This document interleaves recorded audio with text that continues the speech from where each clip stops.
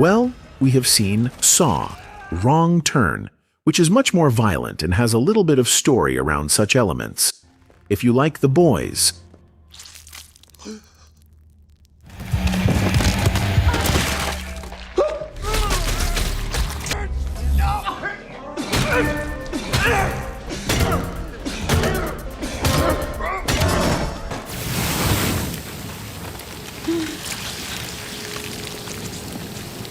this comes to the brains of the writer Garth Ennis, Crost. Well, this most savage and brutal version of all his stories, and this will be made as a movie in 2025. If you are new here, join hands with the Notorious. Welcome to the world of most savage stories of all time, Crost. What if a virus could turn off the morality in people's brains? What if everyone became drawn to pain and destruction? What horrors would follow? How would people survive? These are the questions Crost dives into, showing us a world where survival means making impossible choices. Issue 0, called The Last Diner, is a prequel that introduces the main characters. The story focuses on Stan, a 28-year-old Caucasian-American man with light brown hair. Most of the story is told through his perspective, letting us see his thoughts and feelings. This flashback shows the first time Stan and others met someone infected by the virus. It begins on a dark, quiet night outside Jim's diner. The diner is brightly lit, a cozy spot where locals gather to chat and eat Jim Jr.'s simple but comforting food. Inside, the diner is busy. Stan sits alone, enjoying coffee and reading a book called The Shotgun Rule. Cindy, a waitress, serves coffee to customers with a smile. No one notices a young man outside. He's covered in blood and holding a human spine with part of the pelvic bone still attached. The young man walks into the diner, and Stan doesn't look up from his book, but Cindy immediately feels something is wrong. The man slams the bloody spine onto the counter, splattering blood everywhere. His face is covered with a strange rash that looks like a cross. His yellow teeth and bloodshot eyes make him look terrifying. Jim Jr., the diner's owner, thinks it's some kind of joke. Angry, he tells the man to leave. The man just smiles, his expression wild and unnerving. As Jim tries to reason with him, Cindy grows more nervous. Then, the young man attacks. He grabs Jim and bites his nose off in a horrifying act of violence. Jim screams in pain as blood pours everywhere. Cindy reacts quickly, smashing a pot of hot coffee over the man's head. Blood covers the counter, the floor, and even the other customers, who are frozen in shock. Finally, the diners begin to move, but the damage is done. Jim collapses to the floor, badly hurt, while Cindy tries to stop the bleeding. She shouts for someone to call 911. Outside, a police car arrives but crashes into a nearby building. Stan steps outside to help and finds one of the officers dead, his body bent at unnatural angles. The officer's face has the same rash as the young man. Suddenly, the police car explodes, throwing Stan to the ground. Inside the diner, Cindy turns on the TV to find out what's happening. The news shows a reporter being attacked live on air by someone infected. The virus is spreading everywhere. Stan looks back at the burning car and sees the infected prisoner inside breaking free. The prisoner strangles the other officer as flames consume them both. The rash on the prisoner's face now forms a clear cross. Cindy watches the news, her face calm but focused. She's already planning how to survive. Stan is joined by two other diner patrons, Thomas and Kelly. Before they can make sense of what's happening, a Boeing 747 roars overhead and crashes nearby. The plane clips the top of the community center's clock tower, sending debris everywhere. Inside the plane, infected passengers attack the uninfected. One infected flight attendant shoves his hand down the pilot's throat, while another tears at a co-pilot's face. The pilot, also infected, deliberately crashes the plane. Stan remembers feeling completely overwhelmed, unable to believe what he was seeing. Back in the diner, Jim Jr. becomes infected. He stabs one of his regular customers with a steak knife, killing him. Then, in a horrifying act, Jim mutilates the man's body. Before anyone can react, a bright white light fills the sky. A nuclear explosion erupts in the distance. The blast blinds Kelly and shocks everyone. Later, Stan learns the explosion was likely caused by infected people sabotaging a nuclear reactor. Kelly screams in pain, her eyes damaged by the blast. She refuses help, panicking and pushing people away. Stan tries to calm her, but she won't listen. Thomas notices something in the distance and points it out. Stan turns to see a massive mushroom cloud rising into the sky. The sight fills him with horror. The infected have caused unimaginable destruction. Stan reflects on these events, remembering how naive he was at the time. He didn't understand the scale of what was happening. It's been months since the world went bad. People now survive in groups. Stan and Cindy are watching a town from a hill. They have binoculars and hunting rifles beside them. Below, they see what's left of the town after the Crost, the infected people, destroyed it. They've been watching for hours. No Crost seen yet, just birds flying around. Nobody knows if even birds can spread the virus. Cindy spots a supermarket and 2 grocery stores. They're broken into but still have food inside. Weeks of food, if they could get to it. But their hope dies when Stan sees Crost people in the town square. "Damn it," Cindy says, looking where Stan points. Stan can't look anymore. He's seen too much killing since that night at the diner. He puts his hand on his head, sick of seeing what the infected do. Cindy keeps watching the horror below. The Crost are killing survivors. They hung one person by the neck from a power line. They're stabbing another with a machete and a fork. 2 Crost people drag a naked woman by her hair toward another Crost man waiting for her. Cindy knows what they'll do to her. The Crost always keep women alive the longest. It was like this even before the virus, in war zones. Didn't matter which army found you, women always suffered the worst. Cindy's son Patrick plays just 10 steps away. She won't let anyone watch him, not the other survivors, not even Stan. When Stan asked why, Cindy told him straight. None of them were good enough. Stan knew she was right. Nobody was as strong as Cindy in this new world. They pack up their things, Patrick holding on to Cindy's shoulders as they walk through the thick forest. After an hour, they reach their hiding place, an old train tunnel. Thomas stands guard outside, saying hello with fake cheerfulness. Stan tells him about finding no supplies, then offers to take the next watch. Thomas happily agrees. Inside the tunnel, Stan talks to us while eating cold food from a can. He explains about the Crost. They can talk, they can think, but you can't reason with them. He's watched people try to talk to them, try to trade with them, beg them. But the Crost only want to hurt people. The first people to die were the ones who got ready for the end of the world. They had lots of food and guns saved up. They died in gunfights, not knowing that gunshots brought the Crost running like moths to a light. Stan didn't feel bad when they died. He took their supplies after and stayed alive. 10 months since that night at the diner. Since they saw the nuclear bomb that made Kelly blind. Their group got bigger, then smaller, as people died. Everyone looks sad now. The air feels heavy with sadness that won't go away. Joel starts talking. He's in his late 30s, likes fantasy games, married to Amy, has a daughter named Arwen. He's not built for surviving, but he talks too much. Today he thinks he's found something special. Salt. Tells a story about running from a Crost person in a store, how it fell in salt and screamed in pain. He holds up a bag of salt like it's magic. Kelly tries to tell him he's wrong, but Joel won't listen. Stan calls him stupid, bitter about it. Kelly says anyone would cough if they got salt in their face. Joel's story falls apart when they ask questions. "I was running, okay? But I heard it screaming." Stan gets angry. He tells Joel this isn't like his games and stories. This is real. The Crost are real. They're everywhere now. The killing, the rape, the eating people, it's all real. No magic salt will save them. Joel glares at Stan.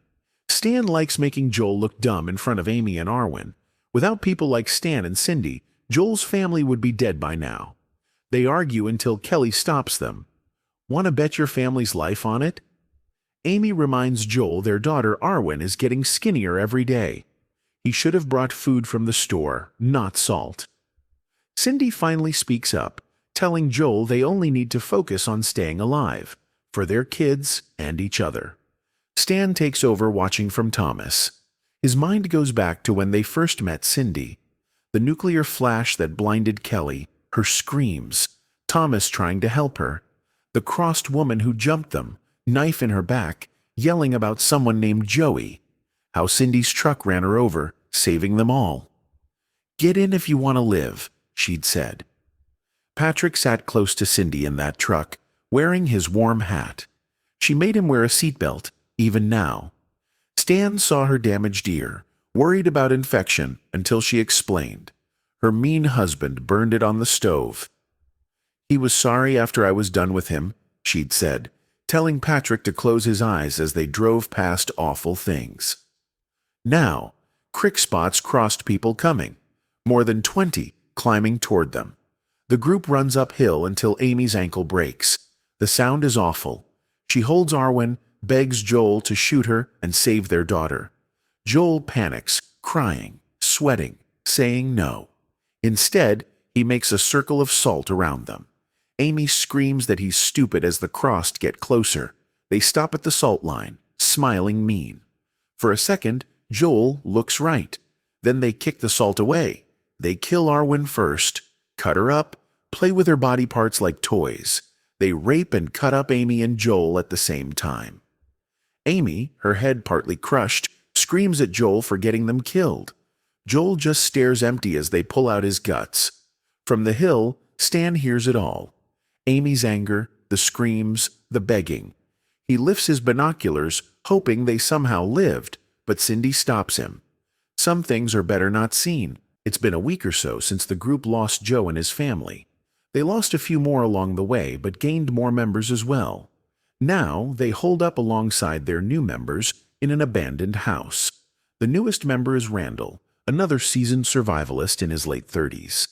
Stan is talking to Randall about the havoc wreaked by the Crost across the country. Randall has managed to keep tabs on most cities and tells Stan that the Crost have flooded most of New York City while burning down most of Texas. He goes on to explain that the subway in New York needs to be pumped out 24/7, which is why the city is currently flooded. Randall met a guy fleeing New York who told him that Manhattan's avenues have now turned into rivers. Stan then goes on to ask about Texas, and something hits home for Randall. He looks down into his can of food and sighs. He's from Texas and saw what happened to it firsthand. Fail-safes on refineries were overloaded, leaving most of the state a burning mess. Thomas is busy fiddling with the generator while Cindy and Kelly talk to Stan and Randall about what's happening around the country. It's then that Crick walks in, and we realize he was responsible for tonight's stakeout while Jeff keeps a steady watch for them outside. Crick tells Cindy that he couldn't spot a Crost person for miles around them, and although they're using a generator, anyone would need to get at least 50 yards or closer to even hear its sound. They're safe for now, and that's what matters. Cindy promises to relieve Jeff from guard duty in a couple of minutes and goes back to her conversation with Randall. Crick, as always, has his head hung low, his eyes full of sorrow, as though he has lost his will to live. Meanwhile, Cindy asks Randall about his travels. If he's managed to survive this long and has been heading north of Texas all this while, he's bound to have come across more groups like them. Randall tells her that he did indeed meet a couple of groups here and there, but none of them were headed the correct way according to him, which is why he abandoned all of them. The next panel shows the tiny generator of the group has fired up, and attached to it are dozens of electrical devices, all hungrily charging up for the travels that await them.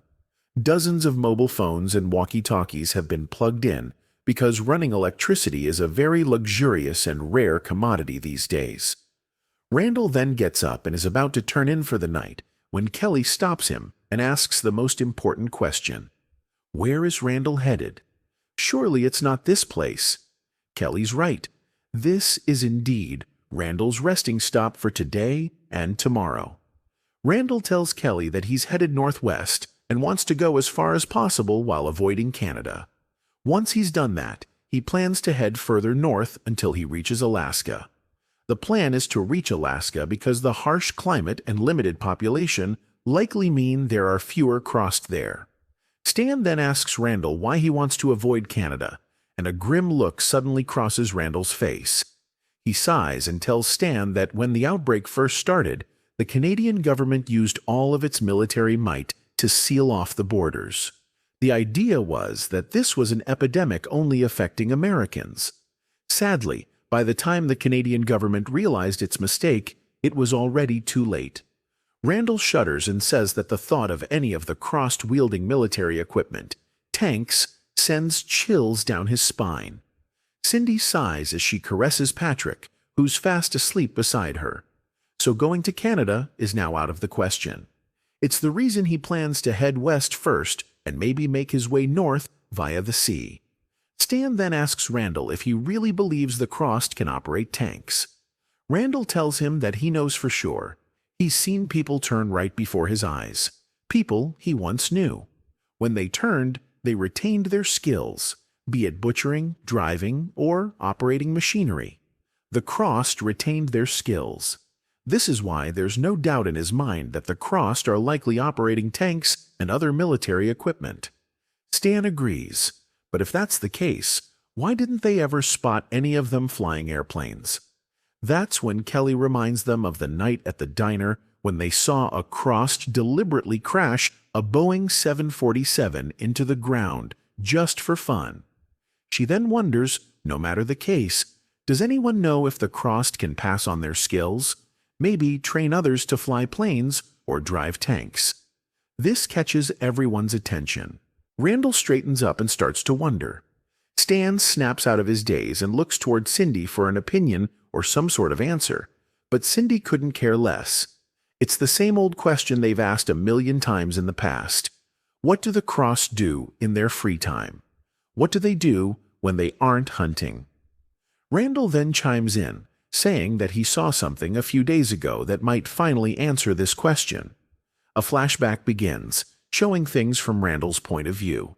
He was traveling through the country and trying to cross the I-81 highway when he saw a group of Crost pull someone over and get to work on them.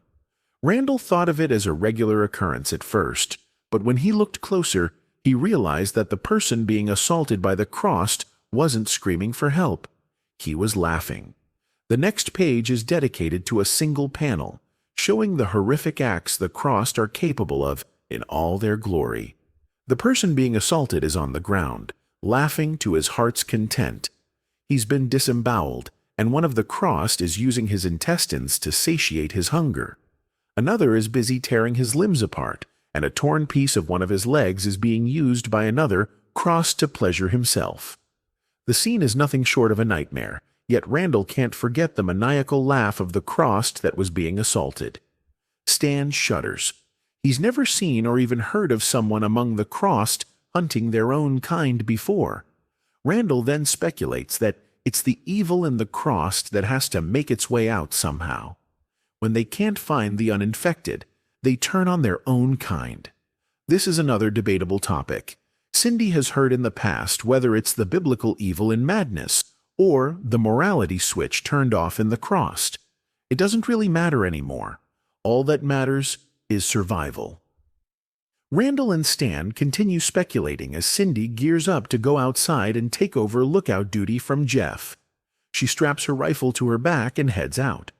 As she goes outside, Randall decides to join her, and something clicks inside Stan.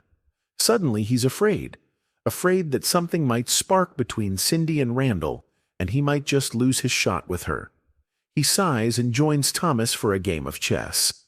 Thomas asks Stan if it bothers him that Randall joining Cindy for lookout duty bothers him because they're quite similar.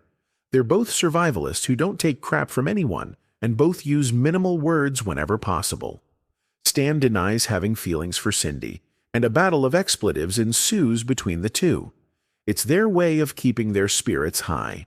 But no matter how much gusto they add to the friendly abuse, the expletives, too, seem to have lost their luster. Stan is overdoing it, and Thomas has to call him out on the same. It's not that expletives have lost luster, it's Stan who's got the blues, because he's not only losing the game, but also letting his blues control his anger.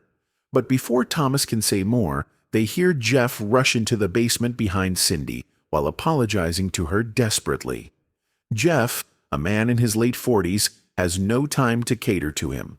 She barges in and orders everyone to get up and be ready to leave in the next 2 minutes. Cindy bends down and helps Patrick put on his shoes while Kelly searches for Thomas. Kelly and Thomas have grown quite close over the past few months, especially since Kelly went blind. She's been relying on Thomas for survival all this while, and Thomas hasn't failed her, at least not yet. Stan rushes around packing his things as he asks Cindy what happened. She tells everyone that Jeff buried the bodies of the previous owners of the house, and the ruckus it created has likely attracted a group of the Crost. Jeff frantically tries to apologize. The man just felt wrong leaving their bodies in the driveway. Stan can't believe Jeff. He always pulls stunts like this and puts the group in danger. In a fit of rage, he hurls abuses at Jeff and is promptly stopped by Cindy, who corrects his language. She won't tolerate such words, especially around her son, Patrick. Stan apologizes, and by now everyone has packed their bags and is headed out of the base. When they reach upstairs, Randall is already looking out for any signs of the Crost nearing the building. He looks out a broken window that's been boarded up and tells everyone that he heard the hum of an engine a while back. It's best that they leave this place right now. Cindy orders everyone to leave out the back of the house and then climb the hill to the top. As they climb the hill, Jeff again tries to apologize to Cindy as she carries Patrick in one arm while holding her rifle in the other. Jeff tells her that he simply didn't think the Crost would notice, and then Cindy tells him that this is the exact reason they've lost so many members of the group in the past few weeks, because none of them thought, none of them used their brains. She orders everyone to keep moving when suddenly a bullet comes whizzing through the air and catches Randall directly in his right shoulder. This causes him to drop his shotgun and wince in pain, but there's no turning back now. The Crost have caught up to them, and they need to climb the hill quickly. The Crost haven't stopped shooting, and so Randall has to leave his shotgun behind. Cindy orders everyone to head for the valley on the other side of the hill, and then enter the woods. They can lose the Crost there. She has an escape route already planned, and her plan works. By nightfall, they've all managed to lose their pursuers and have set up tents to pass the night. It's raining heavily, and despite the downpour, Jeff sits on a broken log alone and soaking, continuing his lookout duty. Cindy and Stan accompany Scott in a tent as he tries to patch up Randall. Scott is their resident doctor. He used to be a paramedic before the apocalypse. He tells Randall that he's in mild shock, which is why his body is unable to regulate its temperature. He treats Randall's wound, which is thankfully nothing serious. It was a clean shot, and the bullet went straight through. There's only minor tissue damage. No veins or arteries were punctured, and there's no sign of an infection. Randall was super lucky to have survived this encounter. Randall continues groaning and wincing as Scott patches him up. Cindy sighs as she watches Jeff outside, getting soaked from head to toe in the heavy rain. She asks Stan to go relieve Jeff because if he gets sick from the rain, he's as good as dead. Stan puts on his raincoat and relieves Jeff of his lookout duty. As he takes over and sits alone in the rain, the constant rhythm of the raindrops hitting his raincoat takes him back to the day Cindy picked him, Thomas, and Kelly up. This begins another flashback. Cindy, Patrick, Thomas, and Stan are parked outside a shopping complex, likely staking the place out before heading in for supplies. Thomas is worried about Kelly, who's busy catching a much-needed nap in the back of the pickup truck. Her eyes have been crudely covered using a makeshift bandage, and Thomas is asking Cindy if she thinks that this blindness is permanent. She asks Thomas if Kelly was directly looking at the explosion when it happened, and Thomas nods in agreement. A grim look falls over Cindy's face, and she tells Thomas that it's highly likely the blindness is permanent. If that happens to be the case, Thomas, however, still holds on to hope. It's only been 48 hours since the explosion. Maybe Kelly's eyes just need more time and rest to recover. Cindy agrees because she isn't a doctor, and she can't be sure about this. Stan, who's been sitting on the ground with his back against the truck, now chimes in, saying that he was hoping Cindy would know more about this thing because she seems to know a lot. He then asks her if she was in the military, and Cindy shakes her head in denial. She's now inside the pickup truck, handing cut-up apple slices to Patrick. She then steps out of the pickup truck and holsters a pistol in her pants as Stan carefully asks the next few questions. He first inquires about Cindy's husband, and she tells him that he's no longer in the picture. He then asks her where she got so many guns, and she tells him about her grandfather, how it was her grandfather who taught her how to use guns, how to take care of them, and how to repair them. She quickly changes the subject before Stan can ask any more questions. She tells them that she no longer wishes to use the truck for traveling, even when it's dark outside. Thomas asks her what made her change her mind, and she tells them that there are two reasons for this decision. Firstly, she hasn't heard any vehicles since morning, which means any moving vehicle or sound of an engine could be a calling card for the Crost. Secondly, the radio too has now gone completely silent. Not even the federal broadcast warning about the outbreak is playing anymore. This means that the Crost have likely taken hold over the entire country. Risking the use of the pickup truck will paint a giant target on their backs. Stan then goes on to speculate that if what Cindy is saying is right, then this is like a movie where anyone that gets bitten turns into the Crost like zombies. Thomas then interjects and says it might be like that, but the Crost they've encountered sure as hell don't look dead at all. This is the first time Cindy had corrected Thomas and Stan for their language around Patrick. At first, Stan had tried to protest. Why the hell did language matter now when the entire world was going up in flames? There wasn't a school for Patrick to go to, no university to attend, no society to pretend to be an upstanding citizen. But despite his protests, language was non-negotiable for Cindy, and this shut Stan up. He's about to ask Cindy about their plan next when Thomas suddenly looks up toward the sky and cries, "Jesus!" When they look up, they can't believe what they're seeing. Hundreds and hundreds of human bodies are hurtling through the sky and falling to the ground. Bodies are hitting the asphalt, the pavement, buildings, anything solid. For hundreds of yards, bodies are being splattered, and each one makes a loud crunch as it hits a solid structure and then explodes into 1,000 pieces of flesh and bone. Cindy looks up and sees a plane passing by, high in the air, and puts two and two together. She then asks Stan and Thomas to pack up and get back under cover. Despite what they've just witnessed, Cindy seems awfully calm, and this makes Stan question how she can be so calm, keeping her head about her while everyone loses theirs. Cindy tells him that if he'd led her life, he'd be like her too. When life continues throwing troubles and obstacles your way at each step, you often get used to it and start expecting an issue or an obstacle around every corner. Stan has now snapped out of his flashback and is checking in on Randall back at their makeshift camp. Scott's been keeping an eye on Randall and tells Stan that there's still no sign of infection. He's been cleaning the wound regularly and has been taking as much care as he can with their current supplies. Sadly, Scott fears that Randall might be in a coma from the sheer shock and blood loss of it all. He hasn't woken up since he went to sleep. Stan tells Scott that they can wait because they can't move ahead unless they know where the Crost are. This is why he and Cindy are headed out to scout for them. Scott then leaves the tent and offers Patrick a piggyback ride as Cindy and he prepare to leave the camp. He picks Patrick up and places him on his back as Cindy tells him that nobody heard a thing in the night.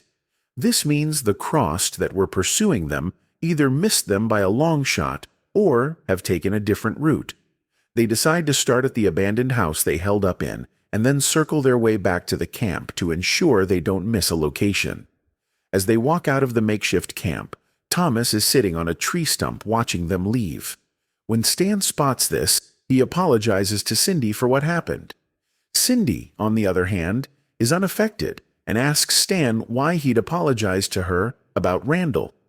This is all the confirmation Stan needed. A smile spreads across his face as he watches Thomas notice the same. Without saying a word, Stan holds up a middle finger to him, and Stan gives him a nod of agreement. It doesn't take long for Cindy and Stan to find the Crost that were hunting them a day ago. They're all holed up in the abandoned house that was their temporary base. Both Cindy and Stan keep an eye on them, using their binoculars, while Patrick plays with his toy car behind them. They're high up on a hill from where they can see the house clearly. They've spotted 8 Crost men so far, and they're standing in a circle just outside the property. Cindy is confused. She can't figure out what the Crost men are doing. But when Stan takes a closer look and sees that everyone is naked and pointing toward the center of the circle, he realizes it's the biscuit game he once heard about from a sports coach. Cindy is confused, and he goes on to tell her what this rumored game is. Apparently, all big sports guys stand around in a circle and try to, arrive on a single biscuit as fast as possible. The last one to arrive has to eat the biscuit. Cindy is disgusted but goes back to keeping an eye on the Crost men. She tells Stan that if what he's saying is true, then sadly, there isn't a cookie or biscuit in sight. Cindy's disgusted when she realizes that they're collecting their semen in a bowl. But there's something else in the bowl, something Cindy can't make out. From Stan's point of view, he can see exactly what else is in the bowl. It's bullets. As soon as he says bullets, Cindy grabs a gun, jumps to her feet, and starts walking swiftly toward the camp. Back at the camp, Scott has entered Randall's tent to clean his wound again. Randall has been sleeping on his side with his injured shoulder in the air. Scott gently tells him that he's here.